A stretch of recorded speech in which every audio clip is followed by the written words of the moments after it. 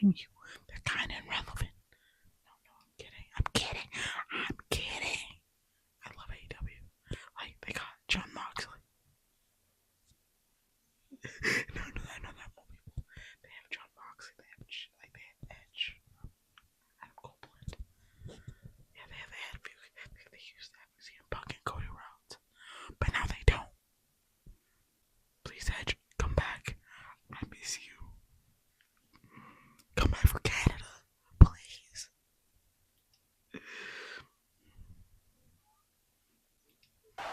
1, 2, is this on? Since its inception, AEW have made massive waves within the wrestling industry. So much so that WWE have referenced the company and its wrestlers numerous times on their programming. Quite frankly, you could ask me anything. You could have asked me about AEW. Sammy, hey, so... Regardless if there were digs, jokes, or just mentions to enhance the story. He's just a less famous Miz. You have people on other shows saying your name just to get a cheap reaction. We'll be covering these moments by highlighting 50 times WWE reference All Elite Wrestling. And what happened? You ran away, you started a company and a promotion that you couldn't get over in. I make empires for billionaires. All you've ever done is steal That's money funny. from their kids. You took a big chunk of change to go join the competition. How'd that work out for you?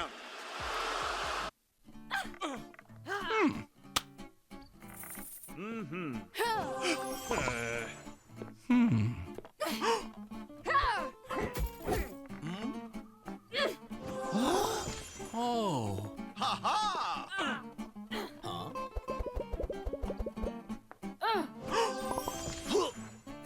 Damn.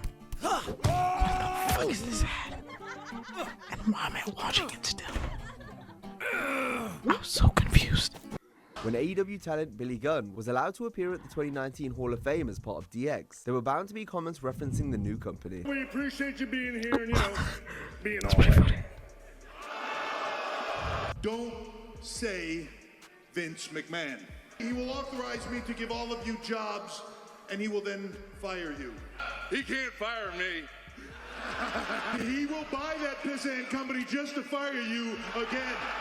Gunn wasn't allowed to appear with DX 3 years later during a reunion on Raw, but Billy's absence and current whereabouts were explained on commentary. The new age outlaws. The office equipment these days, I'm not sure. It was at the Hall of Fame where Triple H fired one of the first direct shots from WWE at the Jacksonville promotion. Apparently, if you put executive vice president in front of anybody's name, they feel important. It's believed that Cody Rhodes responded to the King of Kings jab a month later by smashing a throne with a sledgehammer at the Double or Nothing event. Rhodes later called back to the destruction of the throne after rejoining WWE. I went off in the distance, I smashed the throne, and the person who sits on that throne has now become my closest working ally. The first mention of AEW on the weekly shows came just after they'd done their first pay-per-view in May 2019. Double or Nothing thing. Yes, I stole from AEW because I look cool. Shut the fuck up. Don't judge me.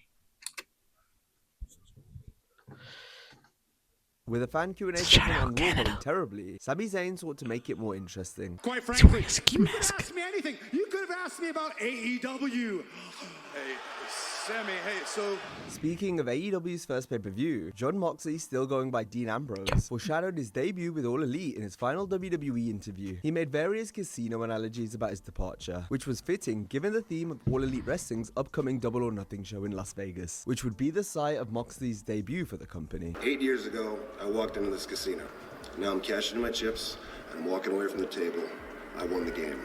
And what I do with the rest of my life from here on out is my business. This time, the $1 Million Man didn't get what he wanted. Moxley was brought up 2 Seth times and on Roman WWE mostly. shows after leaving, being Or called two both Seth and Ambrose Roman. and Mox. You've been protected by the Shield. Hell, you almost ruined Seth Rollins. You ran Dean Ambrose out of WWE. You've had...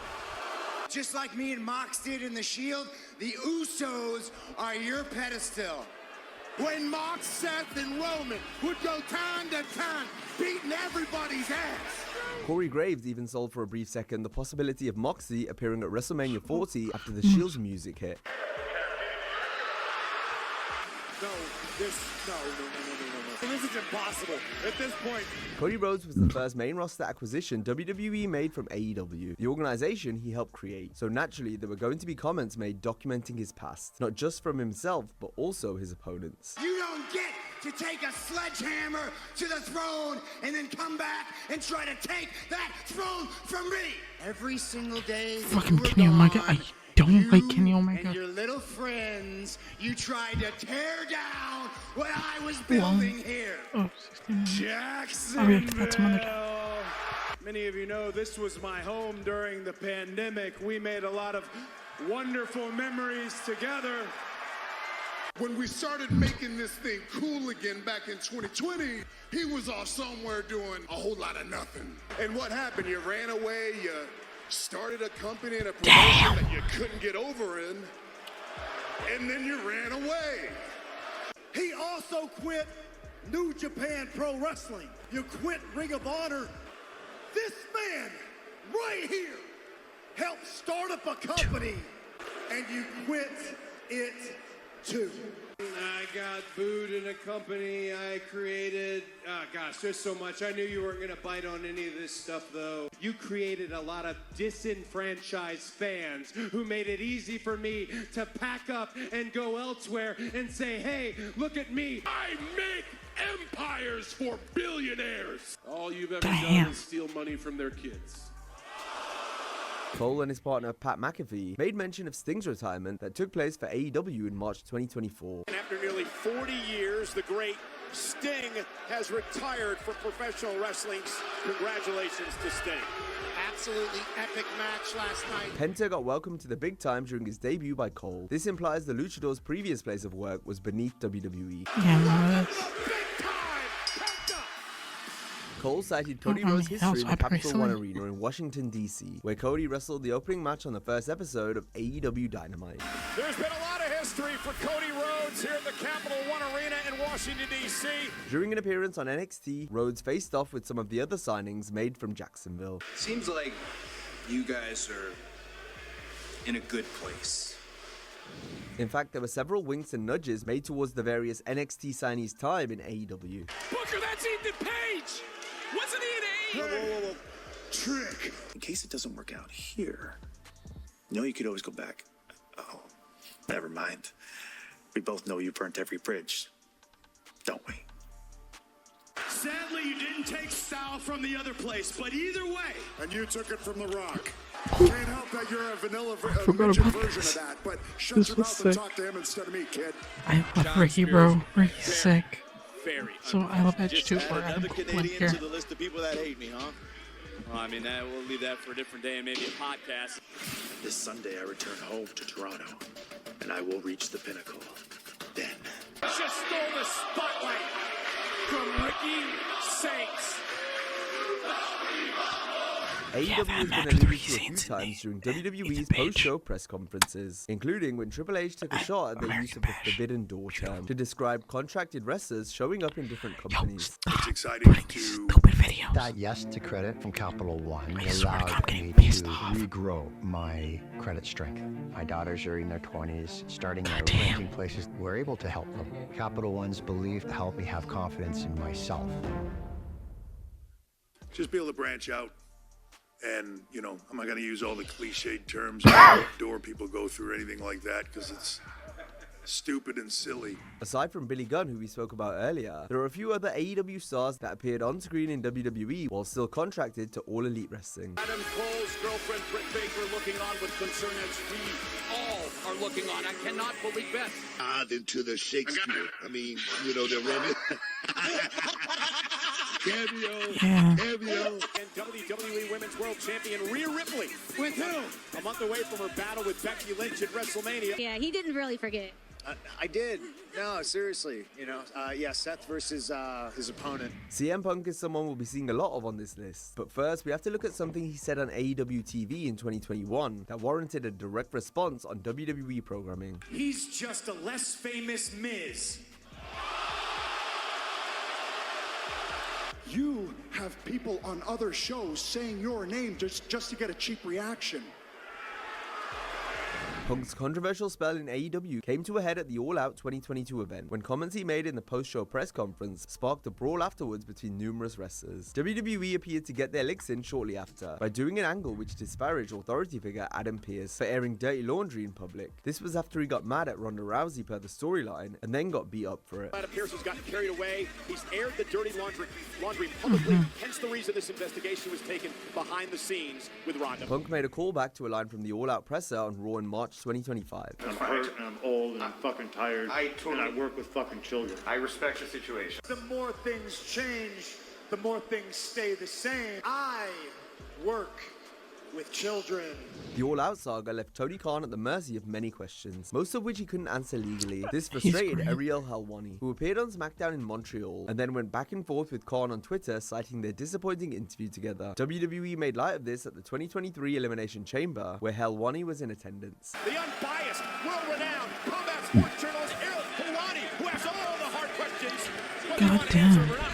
We'll include a few speculative references now, since it's fun to try and connect the dots, starting with Seth Rollins telling Drew McIntyre to cry me a river. The same thing Jack Perry said at All In 2023 as a shot at CM Punk, who told Perry not to use real glass for a different spot in the weeks prior. You know what this is right here? And then crushing. Real glass. Crushing the abdomen. Go cry me a river. Boo-hoo, cry me a river, you big Scottish baby. Perry's comments resulted in Punk confronting him right before a match with Samoa Joe. The Samoan submission machine separated Punk and Perry after things got physical. WWE did their own security footage brawl as an angle 2 weeks after AEW aired the footage of Punk and Perry in April 2024. You might say this is a coincidence, but it's worth mentioning due to the timing, since it's not often WWE does security cam skits like this.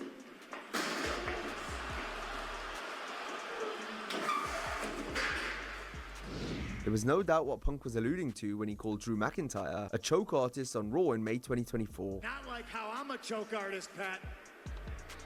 Two very different things. Guillotine, yeah.